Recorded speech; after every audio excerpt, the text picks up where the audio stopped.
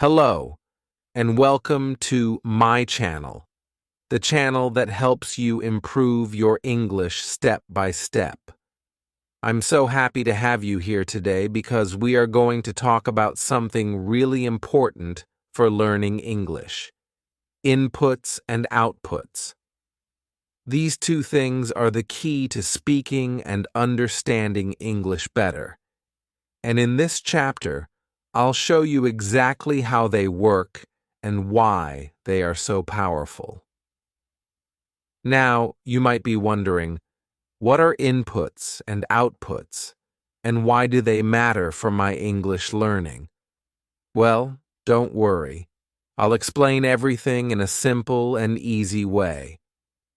Whether you're just starting your English learning journey or you've been learning for a while, this chapter will help you understand how to train your brain to think in English naturally. Before we dive in, I want you to take a moment and think about how you learned your first language as a child. Did you study grammar rules first? Did you memorize long lists of words? No, you simply listened and absorbed what people around you were saying. You heard your parents talk, you watched people interact, and little by little, you started to understand. Then, one day, you spoke your first words. That's the power of input. It fills your brain with the language. And when you finally start speaking, that's output, using what you have learned. Now imagine if you could apply this same method to English.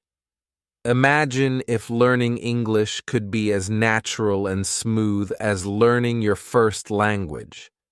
Well, the good news is, you can. And today, I'm going to show you exactly how.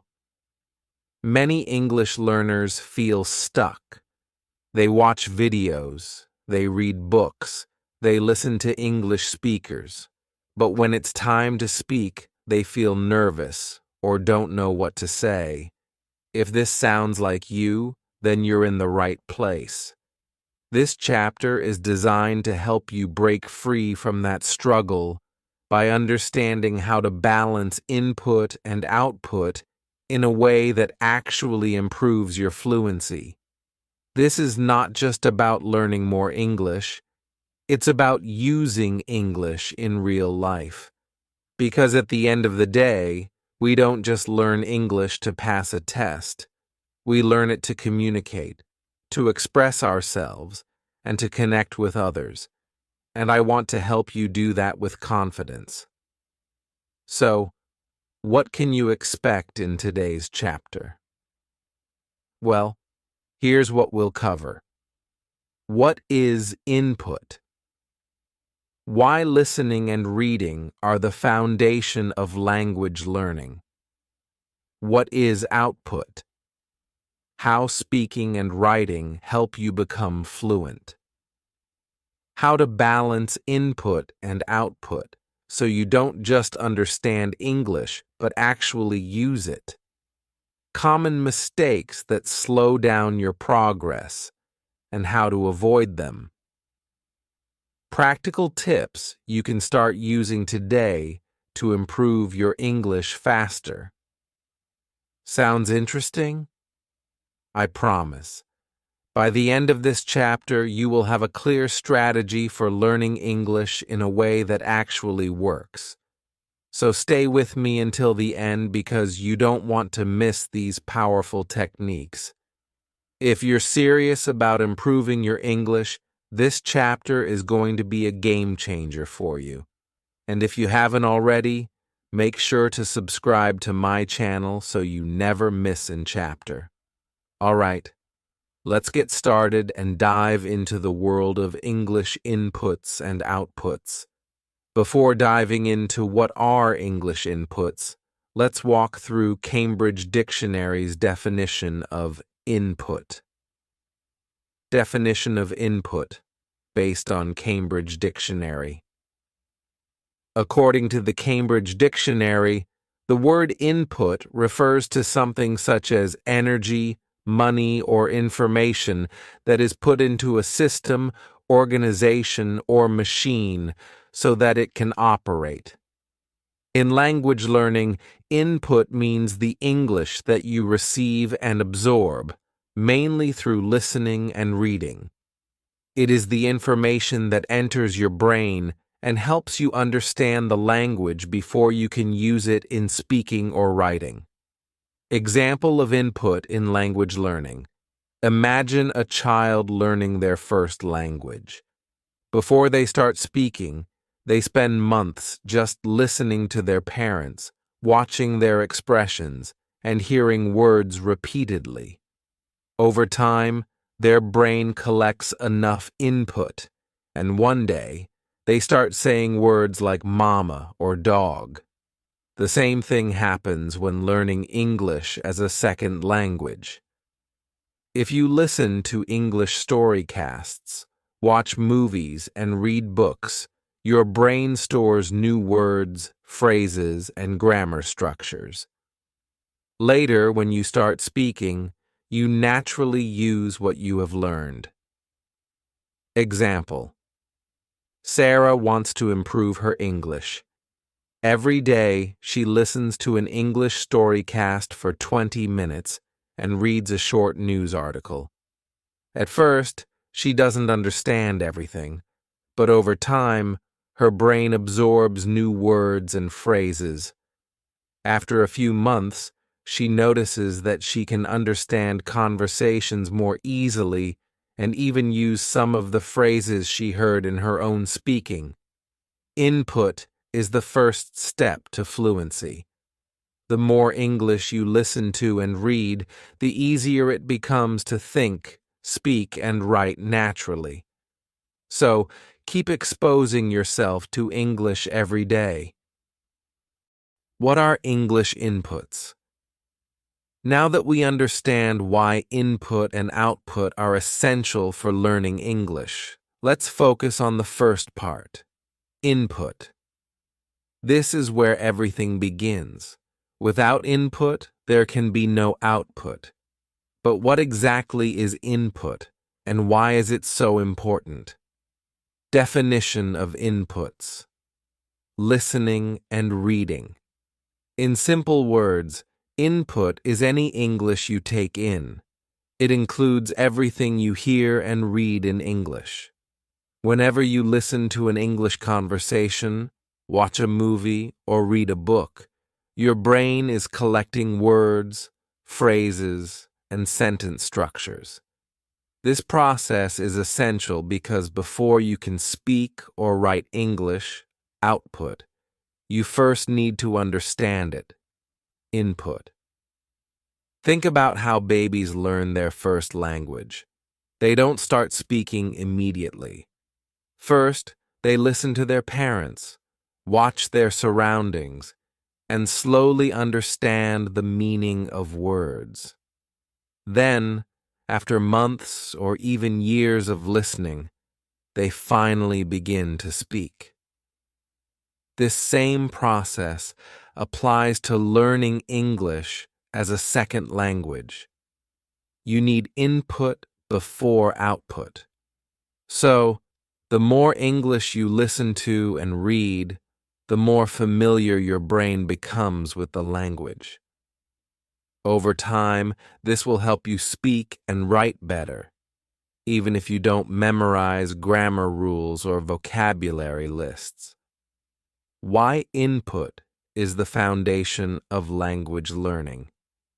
Imagine trying to build a house without bricks. Sounds impossible, right? The same goes for learning English. Input is like the bricks. It gives you the materials you need to form sentences, express thoughts, and communicate naturally. Many English learners struggle because they don't get enough input. They focus too much on grammar exercises and memorizing words without actually hearing or seeing those words used in real conversations. This can make English feel unnatural or difficult to recall when speaking. The more input you get, the more automatic English becomes. Instead of thinking about grammar rules while speaking, you will naturally form correct sentences, just like how native speakers do. This is why input is the foundation of fluency. The more you expose yourself to English, the more your brain absorbs it, making speaking and writing much easier. Types of input. Not all input is the same. There are two main types of input: passive input and active input. Both are useful, but understanding the difference will help you use them effectively. 1. Passive input. Background listening, watching without focusing. Passive input happens when you listen or read English without fully paying attention. This can include playing an English storycast, while cooking or driving, watching a movie with subtitles but not focusing on the words, having English music in the background. This type of input is useful because it keeps your brain exposed to English sounds and rhythm, even if you don't understand everything. Over time, your ears get used to the natural flow of English, making it easier to recognize words and phrases. However, passive input alone is not enough. While it helps you become familiar with English, it won't make you fluent unless you also practice active input. 2. Active input. Listening attentively, reading with focus. Active input happens when you fully concentrate on what you're listening to or reading. This means listening carefully to an English storycast and trying to understand every word, watching an English video without subtitles and paying attention to how sentences are formed, reading an English book and looking up new words to understand their meaning. Active input is powerful because it forces your brain to process English deeply. When you actively listen or read, you notice patterns, new words, and how sentences are structured. This makes it easier to remember and use what you learn in real conversations. To improve your English quickly, you should combine both passive and active input. Passive input helps you get used to English naturally, while active input helps you understand and remember new things better. Long practical examples of how input improves language skills.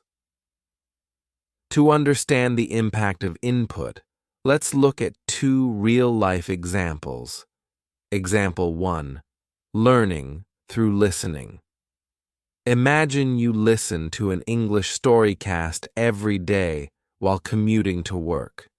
At first, you only understand a few words, but after a few weeks, your ears start recognizing more words and phrases. You begin to understand full sentences without translating them in your head. After a few months, you notice that you can answer simple questions in English more confidently, all because your brain absorbed enough input to form responses naturally. Example 2. Learning through reading. Now, let's say you decide to read an English short story every night before bed. At first, you need to check the dictionary often, but as you continue, you recognize more words and understand sentences faster. After a few months, you find that you can write better in English because you've seen how words and grammar are used in real sentences. Your writing improves naturally because your brain has collected enough input from reading. These examples show how consistent exposure to input whether through listening or reading, gradually improves speaking and writing skills. How much input is necessary for progress? A common question is, how much input do I need to improve? The answer depends on how often and how well you expose yourself to English. But let's look at some estimates. If you listen to 30 minutes of English every day, you'll see improvement in about 3 to 6 months. If you read for 15 minutes daily, your vocabulary and sentence structure will improve in a few months. If you combine 1 hour of listening and 30 minutes of reading daily, you can reach a conversational level in about a year. These numbers aren't strict rules, but they show one thing clearly: the more input you get, the faster you improve. If you want to become fluent, aim for at least 1 hour of English input every day. Input is the fuel for your English learning journey. Without it, you won't have the materials needed to speak and write confidently. Whether through listening or reading, the more English you expose yourself to, the more natural it will feel. To make real progress, combine passive and active input and try to get at least 1 hour of English exposure every day. In the next section, we'll talk about English output, how to use what you've learned to improve your speaking and writing. Stay tuned. Now let's learn about English outputs. Definition of output based on Cambridge Dictionary. According to the Cambridge Dictionary, the word output means the amount of something that is produced by a person, machine, or system. In language learning, output refers to the English that you produce, mainly through speaking and writing. It is how you express your thoughts and ideas after receiving input. Without output, you might understand English but struggle to communicate effectively. Example of output in language learning. Imagine a musician who listens to a lot of songs but never plays an instrument. They might recognize music but won't be able to create their own. Similarly, in English, if you only listen and read but never practice speaking or writing, you will understand the language but won't be able to use it fluently. Example: John has been watching English movies for months. He understands many words but feels nervous when speaking. To improve, he starts practicing speaking out loud every day and writing a short journal in English. At first, he makes mistakes, but with time, he becomes more confident and fluent in expressing his ideas. Output is necessary for fluency. The more you speak and write, the more comfortable you become with using English in real situations. So don't be afraid to practice every day. Mistakes are part of the learning process. What are English outputs? Now that we have discussed English input, it's time to talk about the second half of the language learning process, output. While input is about absorbing English through listening and reading, output is about using English through speaking and writing. Many learners focus too much on input and avoid output because they feel nervous or afraid of making mistakes. But without output, you cannot become fluent in English. Speaking and writing help you turn passive knowledge into active skills. In this section, we will define output, explain why it is necessary, explore different types of output, and see how using English regularly helps with retention and fluency. Definition of outputs: speaking and writing.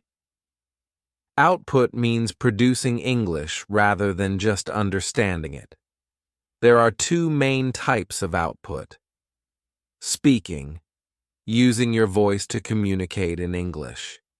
This includes conversations, answering questions, giving speeches, or even thinking out loud in English. Writing, expressing thoughts through text. This includes writing essays, emails, social media posts, or even keeping a personal journal in English. Think of output as a workout for your brain. Just as athletes train their muscles to get stronger, you need to practice speaking and writing to strengthen your ability to use English naturally. Without output, you may understand English well, but you might struggle to express yourself when needed. That's why practicing output regularly is essential. Why output is necessary for fluency. Imagine you are learning how to swim. You watch videos, read books about swimming techniques, and observe professional swimmers.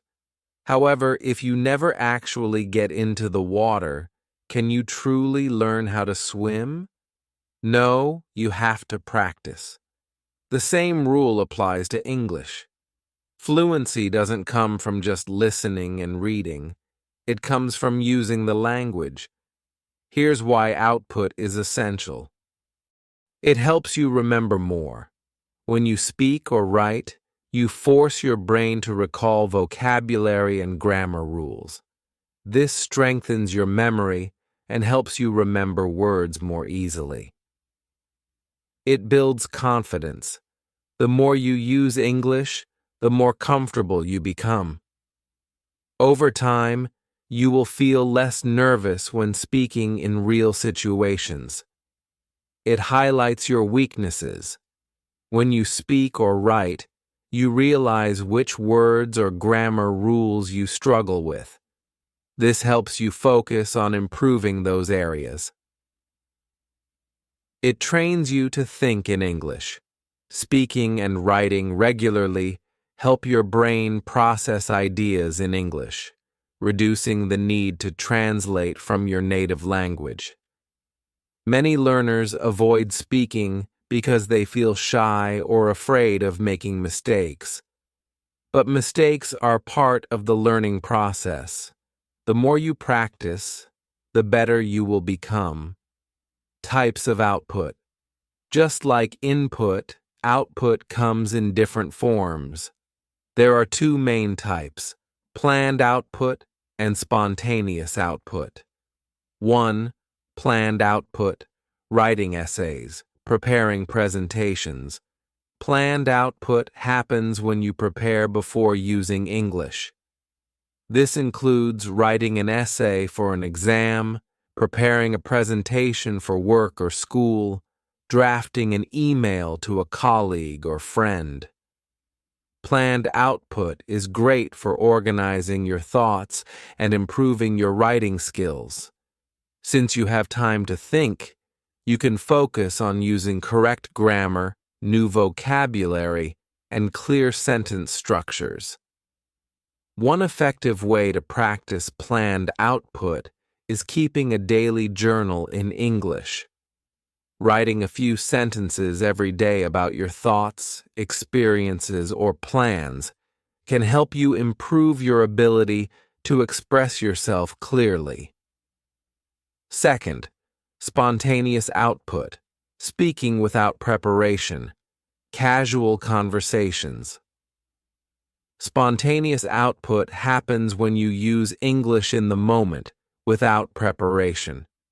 This includes talking to a friend in English, answering a question in class without thinking too much, speaking English while shopping or traveling. This type of output is essential for fluency, because in real life, you don't always have time to plan your words. Spontaneous speaking forces you to think quickly in English, which helps you respond naturally. At first, speaking without preparation can feel difficult.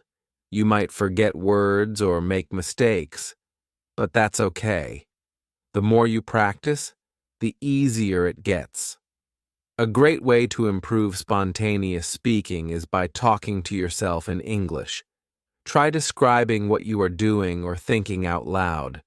For example, if you are cooking, you can say, "Now I am cutting the vegetables. I need to boil the water." This helps you practice forming sentences naturally. The balance between input and output. Some learners focus too much on input, listening and reading, but avoid output, speaking and writing. Others try to speak and write a lot, but don't get enough input. To improve quickly, you need a balance between both. Here's a simple guideline to follow: 70% input, 30% output. Spend most of your time listening and reading, but also practice speaking and writing regularly. Practice output every day. Even if it's just for a few minutes, try to speak or write something in English daily. Use what you learn. If you learn a new word or phrase from a book, try using it in a conversation or writing it in a sentence. Think of language learning as a cycle. Input, listening and reading. You absorb new words, phrases, and grammar. Output, speaking and writing. You use what you have learned, which helps you remember it better. The more you repeat this cycle, the faster you will improve. Long, detailed examples of how output helps retention. To see how output improves language skills, let's look at 2 examples. Example 1. Speaking practice. Maria is learning English. She listens to storycasts every day but never practices speaking. One day, she tries to have a conversation in English but struggles to find words. She realizes that just listening isn't enough. She needs to practice speaking. So, Maria starts speaking English for 10 minutes every day. She talks to herself, records her voice, and practices conversations with friends. After a few months, she feels more confident and fluent, and speaking becomes easier. Example 2. Writing practice. John wants to improve his English writing. At first, he struggles to form sentences, and his grammar is weak. But he decides to write 1 short paragraph every day about his life. He also asks a teacher to correct his mistakes. After 3 months, John notices that his writing is clearer and more natural. He remembers grammar rules more easily because he has used them many times in writing. These examples show that using English actively is the key to improving. The more you practice, the better your brain becomes at forming sentences naturally. Output is a crucial part of language learning. Without speaking and writing, you can't become fluent. The best way to improve is to start small and practice consistently. Here's a simple challenge for you. Speak for 5 minutes in English every day. Talk to yourself or record your voice. Write 3 to 5 sentences in English daily. Keep a journal or write about your day. If you do this, you will see huge improvements in your fluency over time. In the next section, we'll discuss how to combine input and output effectively to maximize your progress. Stay tuned. The best way to balance input and output. Now that we've discussed English input and output, the next question is, how do we balance them effectively? Some learners spend too much time listening and reading, but rarely speak or write. Others try to speak a lot, but don't get enough listening and reading practice. The key to mastering English is finding the right balance between both. In this section, we will explore how to create a daily routine, give example schedules for different types of learners, discuss how to mix input and output effectively, and understand why consistency is important for fluency. How to make a daily routine for input and output. A good English learning routine includes both input and output every day. The key is to use English in different ways, even if you have only a little time. Here's how you can structure your daily practice. Start with input. Begin your day by listening to an English storycast or reading a short article. This helps you absorb new vocabulary and sentence structures. Move to output. After listening or reading, try to speak about what you learned or write a short summary. This helps you activate what you learned. Mix short and long sessions. You don't need to spend hours studying. Even short 5 to 10-minute sessions of speaking and writing can be effective if you do them consistently. Make it fun. Choose interesting topics. If you love sports, listen to sports storycasts in English. If you enjoy cooking, read English recipes and try to describe them in English. Be consistent. Learning English is like exercising. If you practice a little every day, you will see steady improvement. Let's now look at example schedules for different learners based on their daily lives. Example schedules for different learners. Everyone has a different lifestyle, so let's see how students, workers, and busy people can balance input and output in their daily routines. 1. English learning routine for students. Students usually have more time to study English, so they can include more focused learning in their routine. Morning input. Listen to an English storycast for 15 minutes while getting ready for school. Afternoon output. After classes, write a short paragraph about what you learned today. Evening input and output. Watch a TV show in English for 30 minutes and repeat some sentences aloud to practice pronunciation. Extra tip. Join an English conversation club or find a language partner to practice speaking regularly. 2nd, English learning routine for workers. Workers have busy schedules, but they can still practice English by using their free time wisely. Morning input. Listen to an audiobook or storycast on the way to work, 20 minutes. Lunch break output. Write a short message or email in English to practice writing. Evening input and output. Watch an English video for 20 minutes and summarize it aloud in your own words. Extra tip. If you work in an English-speaking environment, try to speak in English with colleagues when possible. 3rd, English learning routine for busy people. Even if you have a very tight schedule, you can still practice English in small ways. Morning input. Read an English quote or news headline for 5 minutes. During the day input and output, think in English while doing daily activities, e.g., now I am making coffee. Evening output. Record a 1-minute voice message in English about your day. Extra tip. Use English learning apps while waiting in line or during short breaks. How to improve fluency with a mix of both. To speak fluently, you need both input and output working together.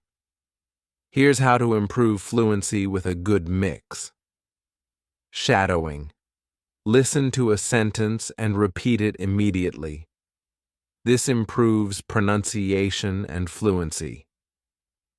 Speaking after reading. After reading an article, explain it in your own words. This helps train your brain to form sentences quickly. Writing and speaking together. Write a short story, then read it out loud. This helps reinforce sentence structure and speaking confidence. Use the 1-to-1 rule. For every 10 minutes of listening or reading, try to speak or write for at least 10 minutes. This ensures you are not just absorbing, but also producing English. The importance of consistency. Consistency is the secret to fluency. Even 15 to 30 minutes per day is better than studying for 3 hours once a week. Why? Because language learning is like building a habit. When you practice every day, your brain retains the information better. Let's compare two learners. Anna practices English for 15 minutes every day. She listens to short story casts, writes simple sentences, and speaks a little each day. John studies English once a week for 3 hours, but doesn't practice in between. After 3 months, Anna has improved her fluency because she uses English daily, while John struggles because he forgets what he learned between study sessions. The key lesson: small daily practice is more powerful than irregular long study sessions. A perfect English learning routine includes listening and reading, input. Absorb new words and sentence structures. Speaking and writing, output. Use what you learn to make it active. Daily practice, even a few minutes each day, can lead to big improvements. Fun and interesting topics. Choose materials you enjoy to stay motivated. Challenge for you. Try creating a daily schedule that includes both input and output. Start with just 10 minutes of speaking or writing every day and slowly increase the time. By balancing input and output, you will become a more confident and fluent English speaker. Keep practicing, and you will see progress faster than you expect. Common mistakes and how to avoid them. Learning English is a journey, and like any journey, there are obstacles along the way. Many learners make common mistakes that slow down their progress without realizing it. Some people focus too much on input and not enough on output. Others do the opposite. Some rely too much on passive learning, while others are afraid to make mistakes when speaking or writing. In this section, we will discuss these common mistakes in detail and provide practical strategies to help you avoid them. Mistake number 1: too much input, too little output, and vice versa. Many learners only focus on input. They listen to English story casts, watch TV shows, and read books, but they never practice speaking or writing. This is a big problem because understanding English is not the same as using it. If you never produce English, you will struggle to communicate when it's time to speak or write. On the other hand, some learners focus too much on output. They try to speak all the time but don't spend enough time listening or reading. This can cause poor sentence structures and limited vocabulary because they don't learn enough from native speakers. How to fix it? Follow the 1-to-1 rule. For every 10 minutes of listening or reading, try to speak or write for at least 10 minutes. Summarize what you learn. After listening to a storycast, talk about it in your own words. After reading an article, write a short summary. Use English in daily life. If you hear a new phrase, try using it in a conversation or writing it in a sentence. By balancing both input and output, you will develop all language skills effectively. Mistake number 2. Over-reliance on passive input. Passive input means listening or watching English without paying full attention. Many learners play English videos in the background while doing other tasks. While this can be helpful, it is not enough to improve fluency because the brain is not actively processing the language. Passive input is like watching someone cook without actually cooking yourself. You might understand the process, but you won't be able to do it well when you try. How to fix it? Turn passive input into active learning. Instead of just watching a video, repeat words and phrases aloud.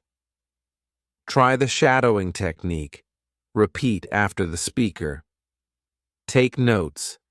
Write down useful expressions from storycasts or TV shows and use them later. Engage with the content. If you watch a YouTube video, leave a comment in English. If you read an article, write a short opinion about it. When you actively listen and read, your brain absorbs more and you improve faster. Mistake number 3. Fear of making mistakes in output. Many learners are afraid to speak or write because they don't want to make mistakes. This fear stops them from practicing, which slows down their progress. The truth is, mistakes are a natural part of learning. Even native speakers make mistakes. Imagine a child learning to walk.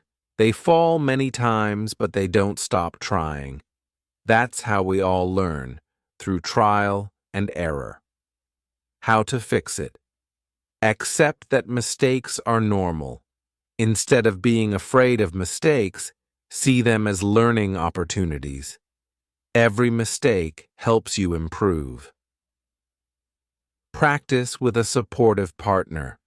Find a language partner or tutor who encourages you to speak without fear.